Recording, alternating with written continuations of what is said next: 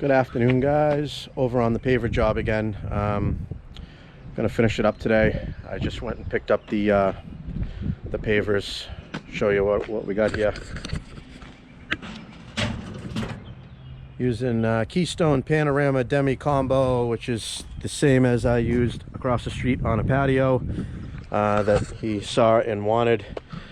Just a one pallet, which is a little over 100 square feet, which is enough to do this. And a bag of polymeric to fill in the cracks with. Pretty basic here. The only thing that I need to do is go pick up some bedding sand. These are the screeding pipes that I use. These are exactly 1 inch. And level those out and use those as a guide for the bedding sand. So gonna go ahead and get this going. I just wanted to show you this aspect of how I got them here. You know, I got a Bobcat trailer. I got a 1 ton, actually a F450. I don't know if it's 2 ton, whatever it's considered, but 1 pallet of pavers is about a ton, I believe, 2,500 pounds or something, just about max for a single axle trailer. So if you do have a small paver job, you can pick it up. Could also probably have put it in the back of the 3/4 ton or a 1 ton pickup truck. That's maxing it out too, but I do transport every once in a while with a smaller trailer like this that's able to take the weight. As you can see, it was no problem here. All right, let me get going and let's go pick up some sand. Before we take off, I just wanted to show you how we come to the measurement here. Hopefully that's good. As I mentioned, pavers about 2 and 3/16, or no, sorry, 2 and 3/8, 2 and 3/8 thickness from bottom to top, and then our screeding pipe that's going to make the thickness of our edging. I'm just going to start at the number 2 here, and you can see 2 to 3. I know I'm upside down there, but start at 2 right to 3, so that's 1 inch exactly right there. So between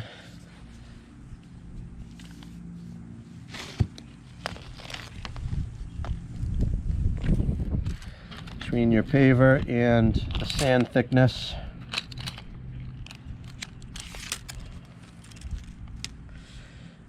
we've got about 3 and 3/8, like I said. And that 3/8 of 1 inch is allowed for compaction because of this sand.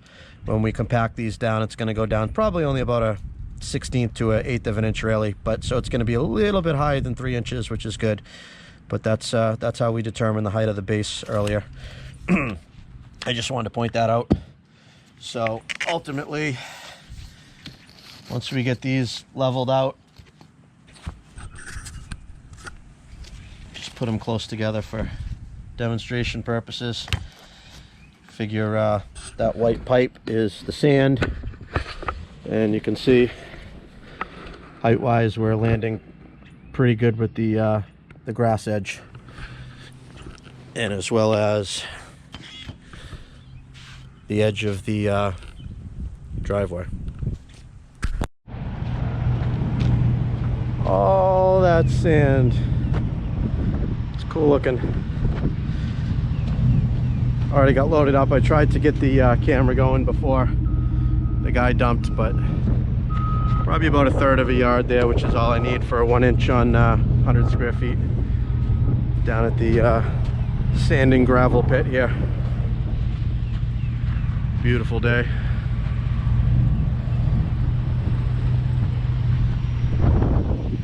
Just makes me want to go grab a sled and go flying down those. I think that's pretty much frowned upon. All right, off to the job.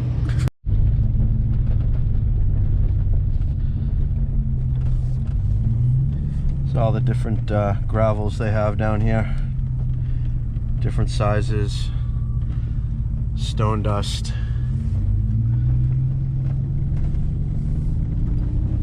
This is also a asphalt plant. Here's the silo and filling station.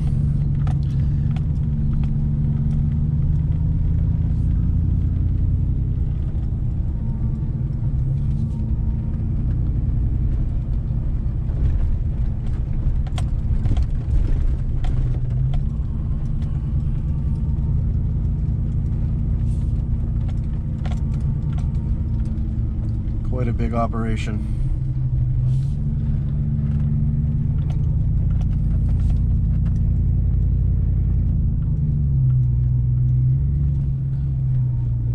On the scale, let's see what we got for weight.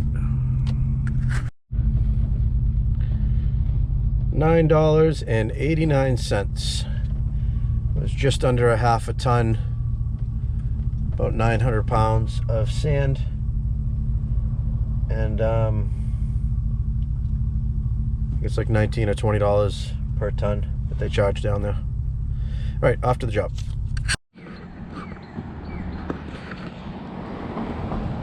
All right, I'm going to show you how I set up my screeding pipes. This particular walkway, I'm going to start from this corner and head that way, and then from here over that way. I'm going to probably have some cuts up against the step here and then down by the driveway. But I want to land on full pieces out here. Another thing I wanted to mention about edging. On a lot of jobs, I would use plastic or even the metal flexible edging for the pavers. In this particular situation, I'm not, for a couple of reasons. A, the pavers are pretty good size. B, I've got this grass edge that's pretty solid to land up against anyways. This side does have the possibility of being able to push out, but I'm going to go ahead and fill in with a little bit of stone dust to hold that corner in as well before I put the mulch over it. So once it's all said and done, the walkway is really not going anywhere. If it was a driveway or something, especially on more of a slope, or there was no fixed edges on, you know, different ends, I would definitely recommend using some type of edging. Another thing about the edging a lot of people don't realize is it's only a matter of time before the spikes that you use end up rotting out and fail in the ground anyways, and then they don't work. So I use the polymeric, which goes between the cracks, and it actually acts like kind of like a glue to hold the pavers together as well. So on a situation like this, like I said, I will not use edging. It is an added expense. If I'm doing an inexpensive walkway, like this is just a rental property, it's not anything super fancy. As you can tell, we're just doing a very basic square walkway here. So trying to keep costs down on that as well. Again, I usually use it. There are times when I don't use it. This is one of those times. Also, as far as the heights on the front step, all the other steps are 7 inches of a rise, which basically is about an inch above this block right down here.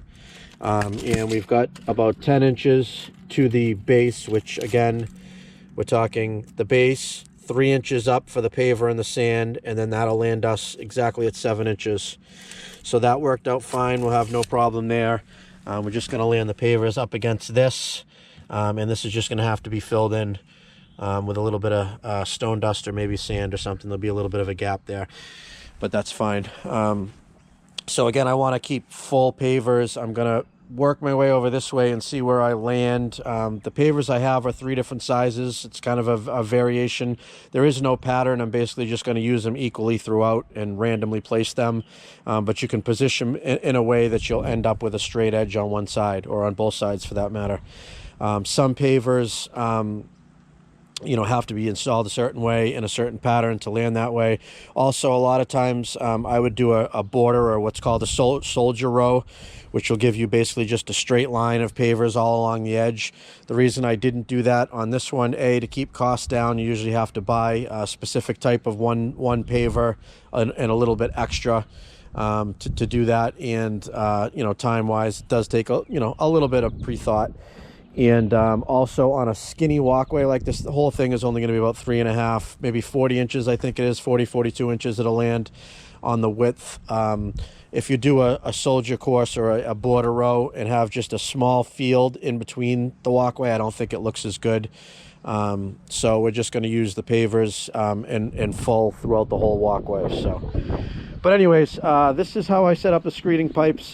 These are going to be removed, obviously. These are just to set up a certain thickness of the sand, and you'll see how we do that. But what I'm basically doing is, again, I want to have a slight tip this way away from the house throughout the whole thing. So what I did is I set these up, and as you can see, the bubble is actually, we want to lower the side a little bit. There we go. You can see the bubble is angling. That's a little too much. The bubble is just about touching this line. So that's going to be the measurement that I'm going to use throughout this, from going from the left to the right. I want to make sure that this bubble is off to the right just a little bit, touching that line is the plan. So all I do to adjust that is I'm basically lowering this one rather than raising this one, because that will create a kind of a pocket or a void. So all I'm going to do is just kind of check this throughout to make sure that it's consistent the whole way. And then I'll check for straightness. You can use a string line, you can use a level. Where this one is going uphill, you can't really use a level. All you can do is use a level and see the angle that it starts, and then continue with the angle along the way.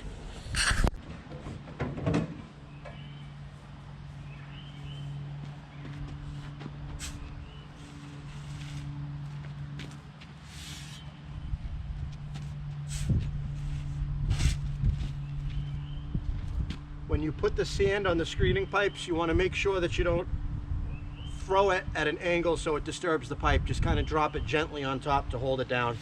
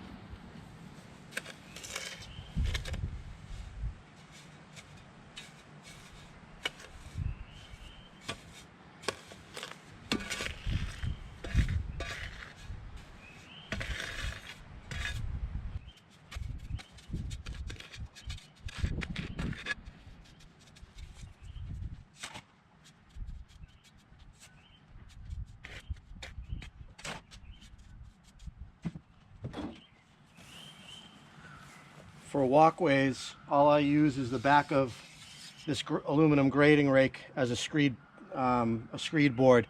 If you have something wider, you can spread these out, you know, as much as you want to, and then have a nice straight board. Or they actually make aluminum square steel that's designed for this. It's perfectly straight. But on a walkway like this, this is all you need.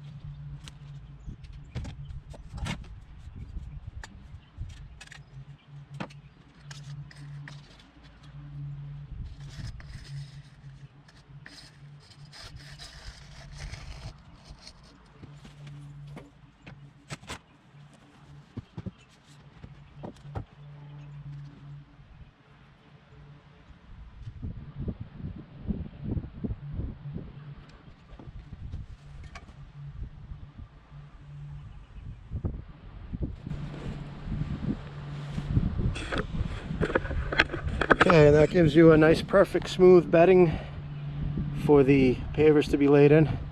So what I'm going to do now is I'm going to pull those pipes back farther on down, continue on and get all the sand in, get the truck out of the way, and then we'll start laying some pavers.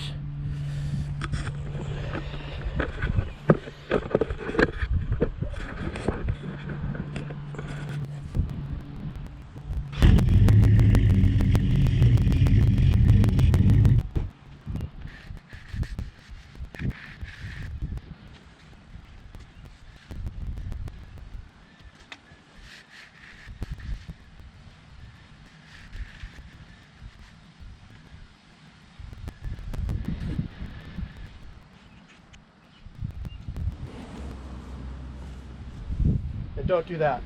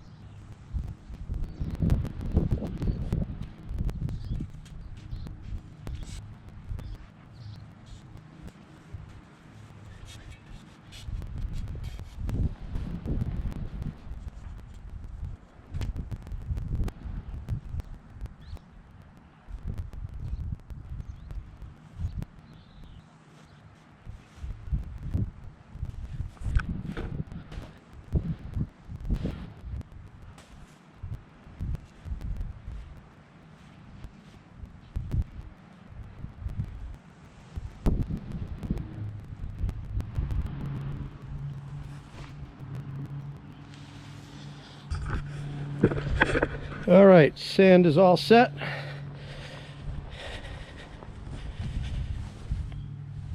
Not that that makes a difference, but let's see if I can give you a... Now it's hard to see with all the shadows, but that creates a nice nice flat smooth surface for the pavers. And it should take about 25-30 minutes to bang this out.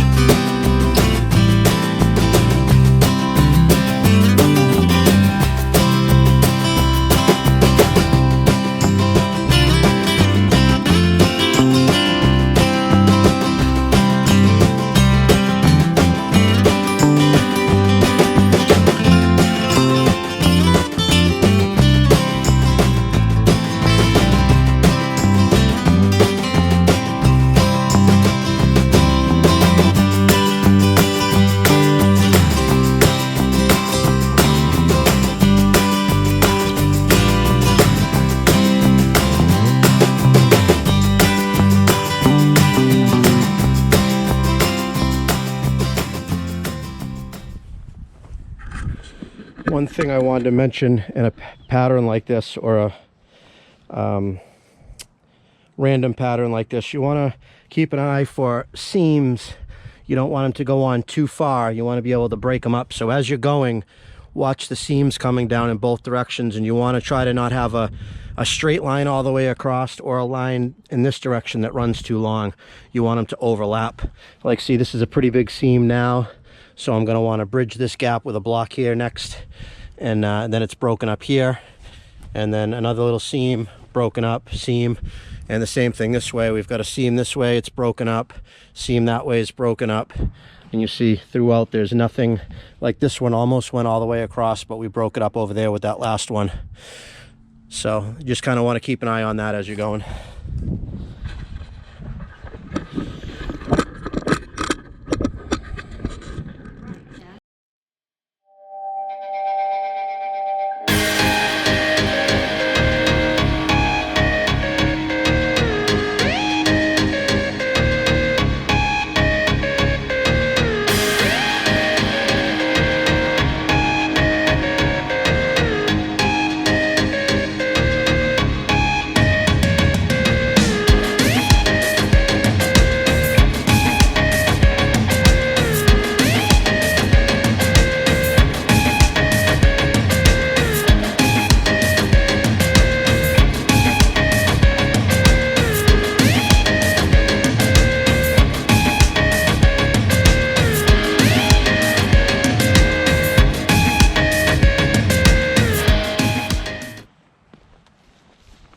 This is what you do when you don't have a band-aid. Just pounded one of the blocks and popped a little blood blister type thing. You guys have all had that before. But I grabbed a piece of paper towel I had in the truck and an elastic band. Good to go.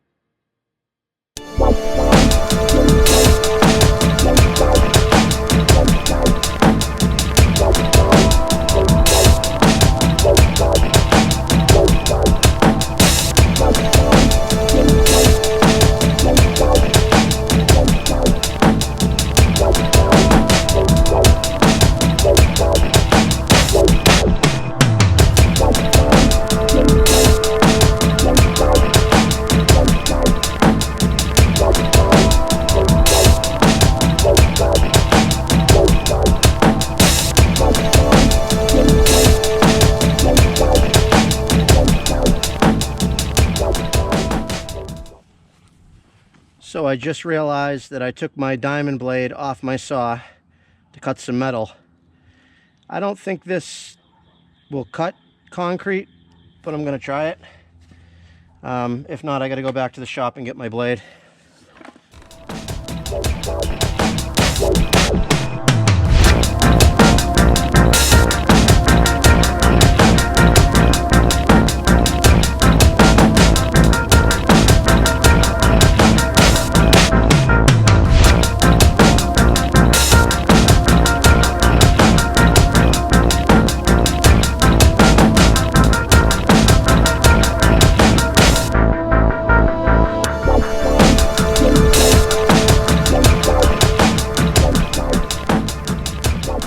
All right, back at the job. I don't know where my diamond tip blade is. I'm assuming it must be down at the workshop. I'm in the neighborhood that my house is at, so it was easy to run to my house. Where I cut that first block with that, it's just a metal cutting disc, but it actually cut it all right. You know, it'll probably only going to be able to cut 10 blocks with it and it'll be gone, but I only need to make a couple of cuts anyways. So rather than having to drive all the way back to the shop, which is about 15 minutes away each way, I just grabbed one of those and threw that on, and let's see how that does. So I'm just gonna grab a couple of blocks and fill in the gap there, and then finish off the end down there. Then we'll put the polymeric sand in and give it a nice rinse down, and we'll be all set.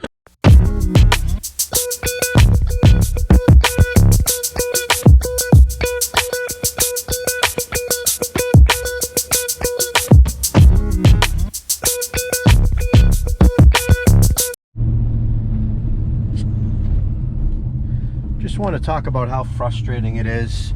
You know, no matter how prepared you think you are for a job, I think this is one of the things that I don't like about doing hardscaping and install type of work, is there's always some type of little thing that you need that you didn't think you needed that will make your day better or whatever. Like, for instance, I actually had this planned out perfectly. I grabbed the cutoff saw for when I got to it if I needed to make cuts, which I figured I would have to. But I failed to take a peek at the blade on it. I think it's a Still, maybe it's a Husky saw. I have never had another blade on it up until that point. For whatever reason, I was cutting some metal with it, I think the end of last season. And you know, it's I've had that saw for a number of years. Try to get you out of the sun here. I've had that saw for a number of years, and it's always just had a diamond blade on it, so I wouldn't even think to look at the blade. I just grabbed it, you know, down at the shop this morning, threw it in the back of the truck, and, you know, basically that set me back a good hour on this job, if not more. I just had to run back to the house again to grab another one of these stupid wheels that I have for my metal chop saw, just to finish up. I've got like 2 or 3 more cuts to make, which, if I had the diamond blade, would be ridiculously simple. I mean, it cuts through these pavers like butter. So instead, I'm burning through these $7, $8, I don't know how much they are a piece. I just bought them at Harbor Freight. They're just cheap, crappy ones, but I'm burning through these like nothing, just because of it, just because I don't want to take the extra, you know, 20 minutes to go down to the shop. And then what if it's not there? What if I, you know, put it somewhere else? Maybe it's in the back of a truck or something, you know. Chances are it is at the shop, but I don't know for sure. I can't place my eye on it. So I don't want to take the chance of driving down there and finding out I don't have one. So, I mean, I do have one. I just don't know. I don't know where it is. Or I hope that I still have one, I should say. So the fact that the cutoff saw had a metal blade on it leads me to believe that I was cutting something at the house, but I don't even remember changing the blade. Apparently I did. So, but anyways, we're back at this job. Just gonna finish up these couple of cuts and sweep in some polymeric, and we'll be done with this job. Hose it off, take a couple of pictures, and I would be done by now if it wasn't for, again, this blade situation. So, oh, and I just forgot. You've got to be kidding me. I forgot my impact that I used to change the blade. So back to my house again. Unbelievable. Just one of those days, guys. It's so frustrating when you try to hurry just to finish something up, when you're at that last little bit, almost done with the job, and you just try to get by. On a good note, going back to my house, I was able to get a real Band-Aid, sporting the King Monkey. Actually, is that King Brando? I didn't know he made his own Band-Aids.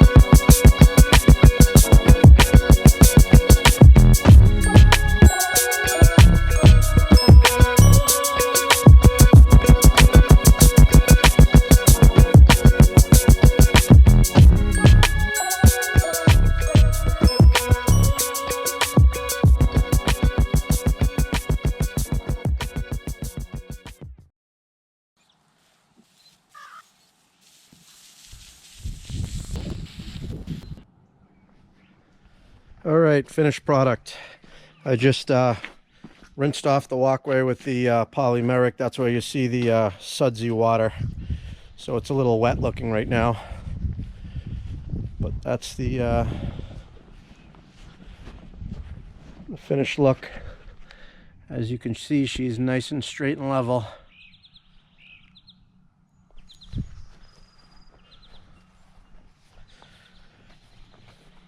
Pretty simple project. You guys who don't do these, you can certainly start doing them for your customers if you see an opportunity. Like I said, they're pretty simple. Almost every paver walkway is the same as far as the process. All right, thanks for watching. Have a good one, guys.